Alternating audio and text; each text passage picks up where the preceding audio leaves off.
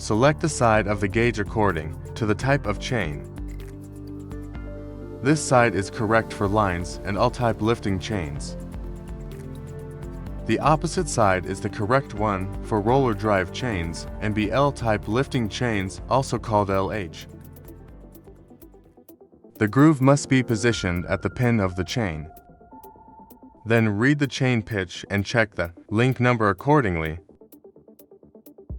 This way we can verify if the chain has stretched, or if it is still within tolerance and therefore does not need to be replaced.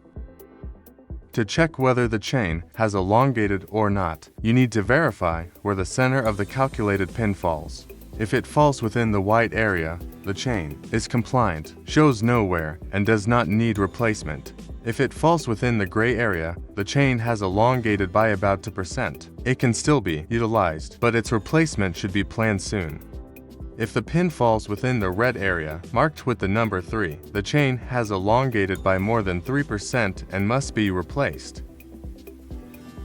In particular, for lifting chains, even if the measurement falls in the gray area to %, it is good practice to replace them.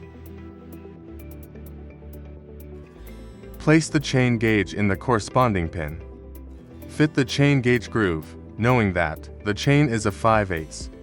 Then count up to the 14th link, and this link falls in line with this pin.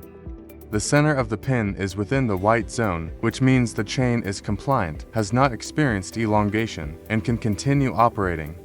If instead this pin would have fallen within the red zone, it would have been an issue, indicating that the chain must be replaced because it has elongated beyond 3%.